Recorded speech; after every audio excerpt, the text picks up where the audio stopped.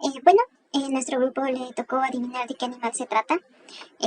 Bueno, primero vamos a empezar con el marco teórico sobre los conceptos, definiciones sobre árboles, búsqueda binaria, que es lo que nosotros utilizamos para realizar el proyecto.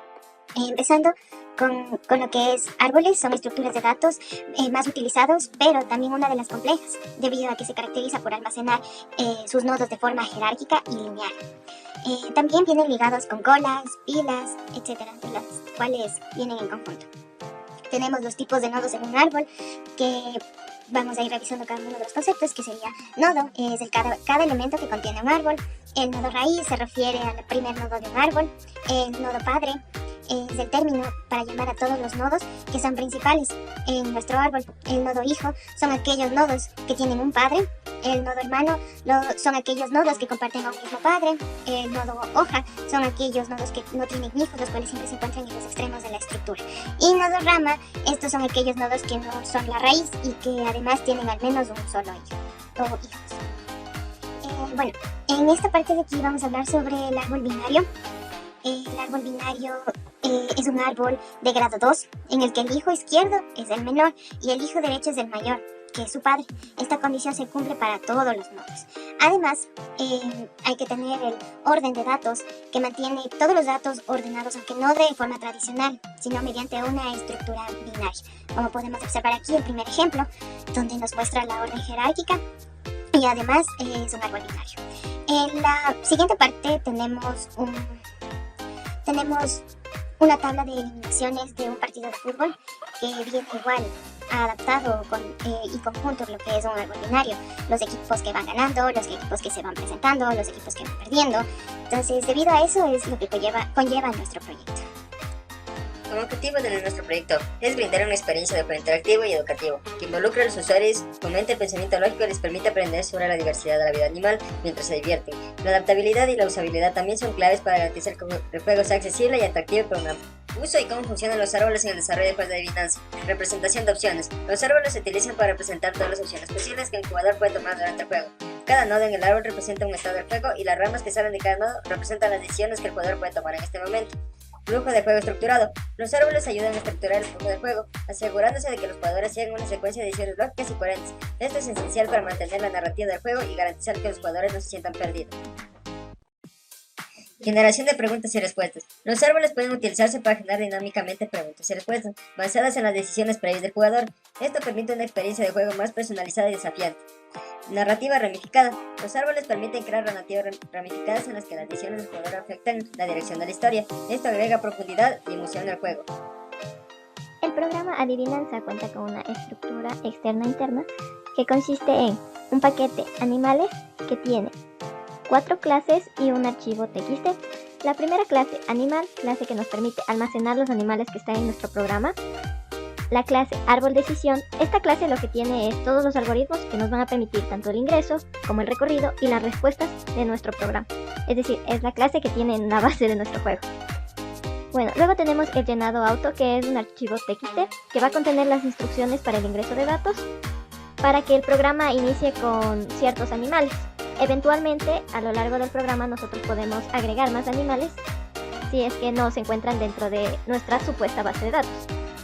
Luego tenemos la clase nodo, que esta clase nos va a permitir crear nodos del árbol y almacenar respectivamente, además de nuestra información.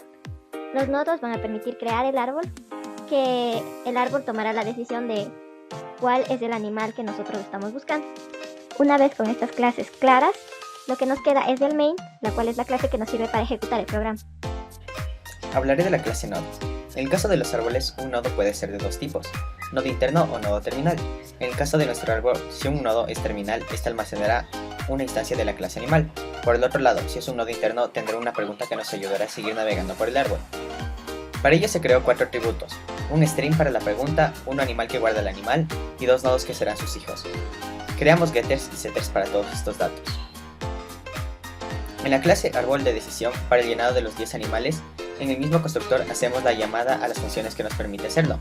Primero creamos la instancia de un buffer reader para poder leer las líneas del TXT, y mientras existe una línea disponible, este seguirá leyendo el documento. La función QuickName leerá del TXT una S o una N.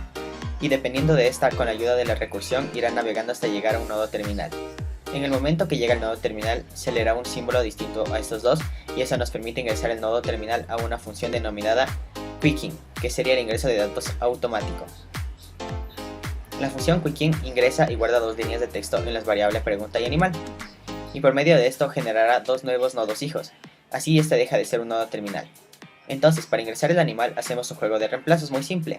Mandamos al animal al nodo hijo izquierdo, y en el nodo hijo derecho ingresamos un objeto de la clase animal, el cual será un objeto recién creado con el nombre del animal nuevo. Por último, quitamos el animal del nodo padre y ingresamos la pregunta que diferencia a los animales ingresados. Ya, vamos a hablar del coste computacional. El coste computacional en orden big O de este ingreso inicial es O1 en el peor de los casos. Esto se debe a que es un proceso con un coste constante, ya que no es necesario ingresar nada y es un proceso que es igual en todas las ejecuciones. Hablando ahora de todo el programa, el programa se ve principalmente afectado por los cargos de datos desde el archivo y la recursión en el método recorriente. Por lo tanto, la complejidad general se puede expresar como O a la n, que representamos de la carga inicial de datos desde el archivo, más O1, que sería el método recorriendo en promedio, más O a la n, lectura de datos adicionales desde el archivo, que esto nos da igual a ON. En resumen, la complejidad computacional total del programa es ON, donde n va a depender del tamaño del archivo llenado automático y de la profundidad máxima del árbol de decisión. ¿Qué sucede en el peor de los casos? En el peor de los casos, la complejidad computacional de este programa está determinada principalmente por la profundidad máxima del árbol de decisión, que lo podemos representar como h, y la cantidad de datos en el archivo de carga inicial. Otra cosa que podemos denotar con coste computacional es que cuando ejecutamos el programa nos da un tiempo de respuesta. Este tiempo es importante denotar que va a depender tanto del computador como de la respuesta del usuario. ¿A qué me refiero? Si el usuario no responde inmediatamente, el tiempo también aumentará y así no sería un método tan efectivo para considerar el coste computacional. Para adivinar en lo que se basa nuestro programa es en una pregunta que tiene dos respuestas, que es sí o no, y nosotros delimitamos estas respuestas con S mayúscula y N minúscula. Pero ¿qué pasa si el usuario realiza un ingreso incorrecto? Nosotros optamos por implementar un método que se llama ingreso clave dentro de la clase árboles decisión. ¿Qué hace esto? Bueno, la función solicita al usuario una respuesta de S mayúscula o N mayúscula y solo devuelve una vez que el usuario ha ingresado una de estas dos opciones válidas. Si el usuario ingresa algo diferente, se le pedirá que ingrese nuevamente hasta que ingrese una respuesta válida. Bueno, lo que vamos a ver a partir de ahora es una guía de cómo utilizar nuestro programa. Entonces aquí hacemos el descargable zip. Lo que hacemos puede ser, podemos crear una nueva carpeta que se llame proyectos y podemos guardar este zip dentro de la carpeta para que a la hora de extraer los archivos se queden extraídos. Ya, listo. Una vez que tenemos abierto proyecto segundo bimestre, podemos abrir un ID como puede ser Apache o algún otro ID de nuestra preferencia. Bueno, en este caso voy a usar Apache. Entonces estaré.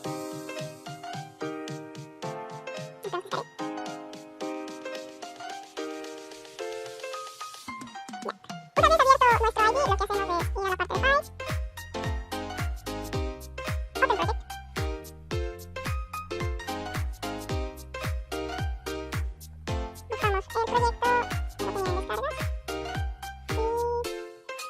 tenía en descargas y escogemos el proyecto que se llama Project. Y aquí podemos identificar que el proyecto seleccionamos y ponemos Open Project. Vamos a Source, al paquete animales y simplemente vamos a regresar ahí. O podemos solo darle clic a este proyecto y dejarlo por ahí. El juego nos da una bienvenida que dice juego de adivinanza. Empecemos de nuevo, es más grande que una maleta. Vamos a suponer que el animal que quiero que descubra es el flamingo, ¿ya? Entonces es más grande que una maleta, ese de sí, es un ave, sí, pero voy a ingresar una letra cualquiera a ver qué sucede. Bueno, me dice S si la respuesta me da la indicación de que debo volver a ingresar. Si pongo, digamos, una S minúscula, me vuelve a dar la misma recomendación, entonces voy a poner que sí, sí es una ave. ¿Es rosa? Sí, efectivamente es rosa. ¿Es un flamengo? ¿Es mi animal? Sí, sí es mi animal. Dice, muy bien, lo he adivinado. El total del tiempo, como les decía, también depende de cuánto yo como usuario me demoro respondiendo las preguntas. Luego me da una recomendación que dice minimice la ventana principal para visualizar cuadro de opciones. Entonces vamos a minimizar Y efectivamente aquí tenemos un cuadro de opciones que me dice, ¿quiere jugar de nuevo? Yo le voy a decir que sí. Regresamos a la ventana de acá. Entonces, va de nuevo. Empecemos de nuevo. Pensemos un animal, un gato. ¿Es más grande que una maleta? No. ¿Es un reptil? Tampoco. ¿Puede volar? No. ¿El pulpo es mi animal? No. Ahora, dado que el animal que yo estoy pensando no está registrado, me va a pedir una pregunta. Entonces, yo voy a decir, ¿es un felino doméstico? Ingreso mi pregunta y ahora voy a ingresar el animal. Gato.